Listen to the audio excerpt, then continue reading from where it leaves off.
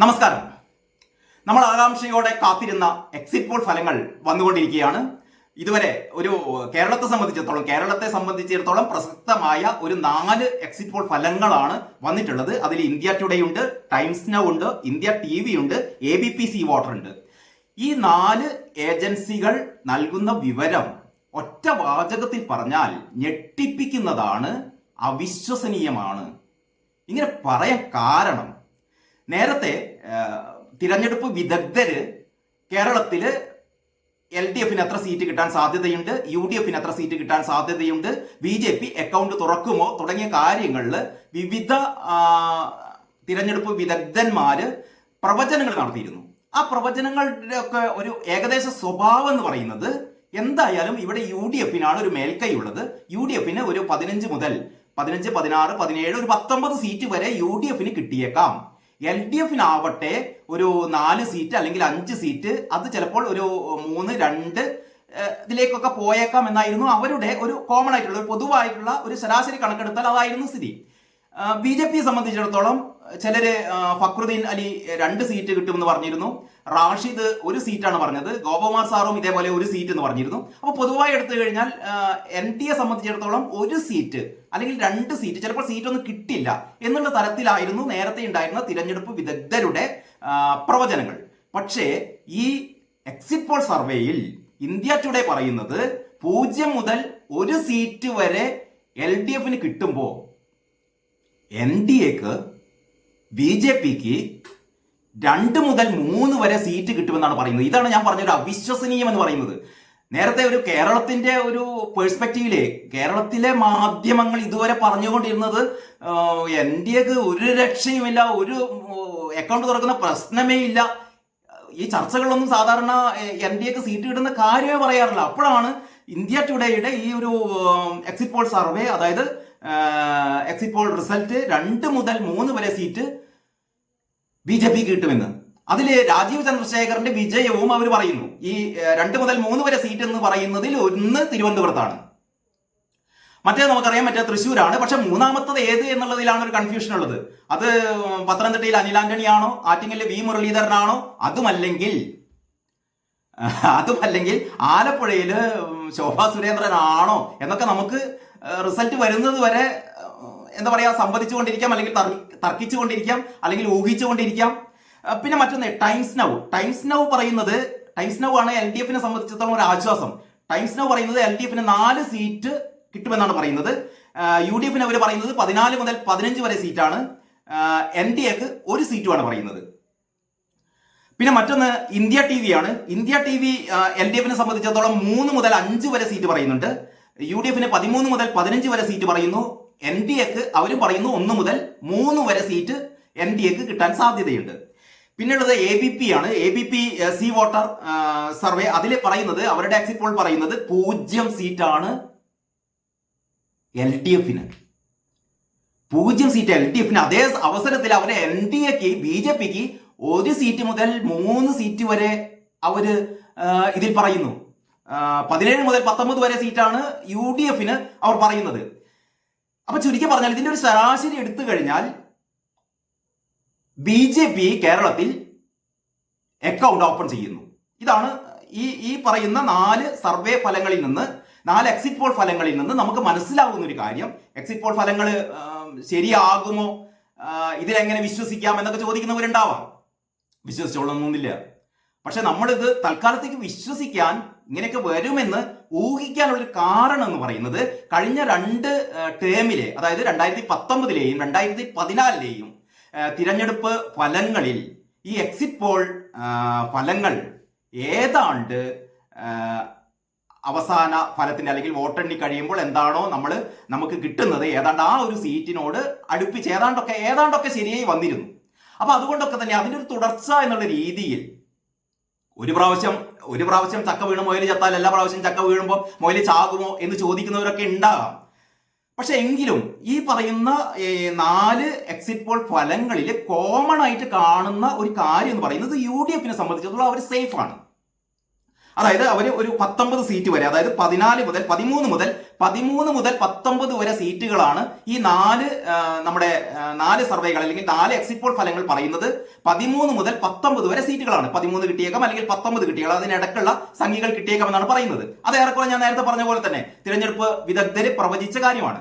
പിന്നെ നമ്മുടെ BJP സംബന്ധിച്ചിടത്തോളം ഈ 4 എക്സിറ്റ് പോൾ ഫലങ്ങളിലും ആരും 0 പറയുന്നില്ല എന്നുള്ളതാണ് ഏറ്റവും പ്രധാനപ്പെട്ട കാര്യം.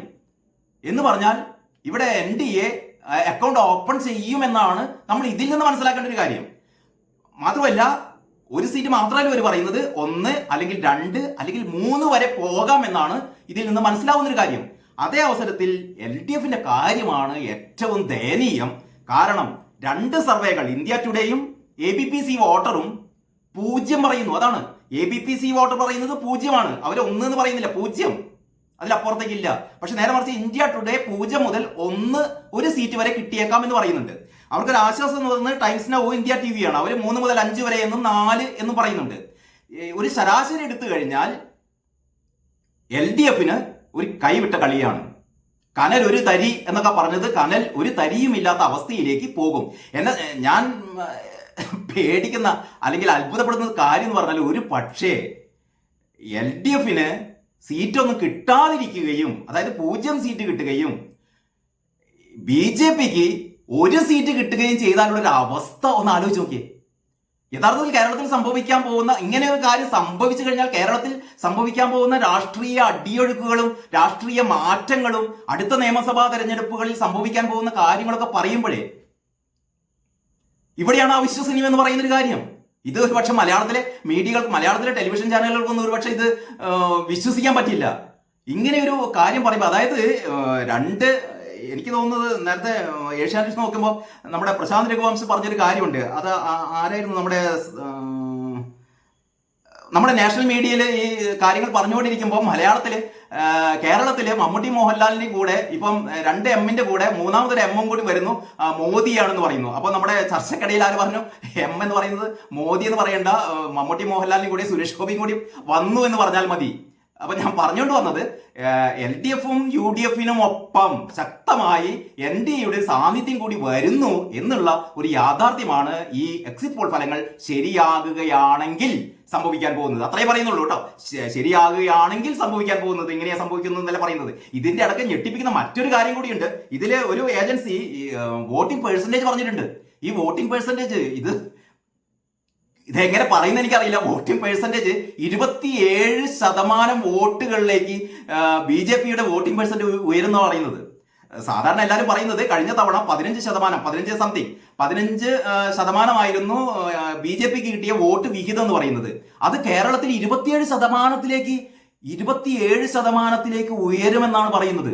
അതേ സമയത്ത് LDFന്റെ വോട്ടിംഗ് പെർസെന്റേജ് 29 താഴുമെന്ന് പറയുന്നു. എന്ന് പറഞ്ഞാൽ ഈ LDFും BJPയും തമ്മിലുള്ള ഒരു വോട്ടിംഗ് പെർസെന്റേജിലെ വ്യത്യാസം എന്ന് പറയുന്നത് 2%. ഇത് വിശ്വസിക്കാൻ പറ്റുമോ എന്ന് ചോദിച്ചാൽ ഒറ്റ വാക്കിൽ വിശ്വസിക്കാൻ പറ്റില്ല എന്ന് മാത്രമേ ഉള്ളൂ. പക്ഷേ ഇതാണ് എക്സിറ്റ് പോൾ സർവേ ഫലങ്ങൾ നമ്മളോട് പറയുന്നത്. UDFനെ സംബന്ധിച്ചിടത്തോളം പ്രശ്നമൊന്നുമില്ല. UDFനെ സംബന്ധിച്ചിടത്തോളം ഒരു 41% വോട്ടിംഗ് പെർസെന്റേജ് അവർക്ക് കിട്ടും. LDFനെ സംബന്ധിച്ചിടത്തോളം 29%, NDAക്ക് അതായത് നമ്മുടെ BJPക്ക് 27% വോട്ടിംഗ് ശതമാനത്തിൽ വർധനമുണ്ടാക്കാൻ പറ്റുമെന്ന് പറയുന്നു. അപ്പൊ ഇതാണ് മൊത്തത്തിൽ കേരളത്തെ സംബന്ധിച്ചിടത്തോളം ഉള്ള ഒരു തിരഞ്ഞെടുപ്പ്. ഈ എക്സിറ്റ് പോൾ ഫലങ്ങളിൽ നിന്ന് നമുക്ക് കിട്ടുന്ന ഒരു അനുമാനം, അല്ലെങ്കിൽ നമ്മൾ ഇതിൽ നിന്ന് കിട്ടുന്ന മൊത്തം മനസ്സിലാക്കുമ്പോൾ നമുക്ക് കിട്ടുന്നത്, ഇത് വിശ്വസിക്കാമെങ്കിൽ ഇവിടെ NDA അക്കൗണ്ട് തുറക്കും. LDFനെ സംബന്ധിച്ചിടത്തോളം ഒരു വൻ തകർച്ചയായിരിക്കും. UDFനെ സംബന്ധിച്ചിടത്തോളം അവർക്ക് വല്ലാത്തൊരു നഷ്ടമൊന്നും സംഭവിക്കാനില്ല. ഒരു പക്ഷേ അവർക്ക് ഒരു 19 സീറ്റ് വരെ ചിലപ്പോൾ നേടിയേക്കാം. ആ രീതിയിലാണ് പറയുന്നത്. ഞാൻ ഒരിക്കൽ കൂടി പറയാം, ഇന്ത്യ ടുഡേ പ്രവചിക്കുന്നത് LDFന് 0 മുതൽ 1 സീറ്റാണ്, UDFന് 17 മുതൽ 18 വരെ സീറ്റ്, NDAക്ക് 2 മുതൽ 3 വരെ സീറ്റ്. ടൈംസ് നൗ പറയുന്നത് LDFന് 4 സീറ്റ്, UDFന് 14 മുതൽ 15 വരെ, BJPക്ക് 1 സീറ്റ്. മറ്റൊന്ന് ഇന്ത്യ TV പറയുന്നത് LDFന് 3 മുതൽ 5 വരെ, 13 മുതൽ 15 വരെയാണ് UDFന് 1 സീറ്റ് മുതൽ 3 സീറ്റ് വരെ, NDAക്കും പറയുന്നു. പിന്നീട് ABPC വോട്ടർ പറയുന്നത് 0 സീറ്റ് LDFന്, 17 മുതൽ 19 വരെ UDFന്, 1 സീറ്റ് മുതൽ 3 സീറ്റ് വരെ NDAക്ക്. ഇങ്ങനെയാണ് പ്രവചനങ്ങൾ പോകുന്നത്. മറ്റൊന്ന്, നമ്മുടെ ദേശീയ രാഷ്ട്രീയത്തിലേക്ക് കടക്കുമ്പോൾ അത് ഏതാണ്ട് നേരത്തെ നമ്മൾ പ്രവചിച്ച പോലെ തന്നെ, അല്ലെങ്കിൽ നേരത്തെ പല തെരഞ്ഞെടുപ്പ് വിദഗ്ധരും പറഞ്ഞ പോലെ തന്നെ BJPക്ക് വലിയ രീതിയിലുള്ള പ്രശ്നങ്ങളൊന്നും ഉണ്ടാവില്ല. കാരണം NDA സംബന്ധിച്ചിടത്തോളം NDAക്ക് 359 സീറ്റ് പ്രവചിക്കുന്നു. നമ്മുടെ റിപ്പബ്ലിക് പി മാർക്യു പറയുന്നത് NDAക്ക് 359 സീറ്റാണ്. ഇന്ത്യ സഖ്യത്തിന് 154, 154, മറ്റുള്ളവർക്ക് 30. ഈ രീതിയിലാണ് പ്രവചനം. ഇനി യുപിയിലെ ഒരു കാര്യം എടുത്തു പറയാം. യുപിയിൽ NDAക്ക് 69 സീറ്റ്, അതായത് യുപിയിൽ NDA ആകെ തകർന്നു പോവുകയാണ് എന്നൊക്കെ പറയുന്ന ഒരു നറേഷൻ ഉണ്ടായിരുന്നല്ലോ. അത് ശരിയല്ല എന്നും യുപിയിൽ ഇന്ത്യ സഖ്യത്തിന് 11 സീറ്റ് മാത്രമേ കിട്ടാൻ സാധ്യതയുള്ളൂ. NDAക്ക് 69 സീറ്റാണ് കിട്ടുമെന്നാണ് പറയുന്നത്. പിന്നെ കർണാടകയിലാണ് മറ്റൊരു ഏറ്റവും പ്രധാനപ്പെട്ട ഒരു കാര്യം. കർണാടകയിൽ ഇന്ത്യ TV പറയുന്നു കർണാടകയിൽ BJPക്ക് 18 മുതൽ 22 വരെ സീറ്റ് കിട്ടും. 23 മുതൽ 25 വരെ സീറ്റ് കിട്ടുമെന്നാണ് ABPC വോട്ടർ പറയുന്നത്. ABPC വോട്ടർ പറയുന്നത് കർണാടകയിൽ BJPക്ക് 23 മുതൽ 25 വരെ സീറ്റ് കിട്ടുമെന്ന് പറയുന്നു.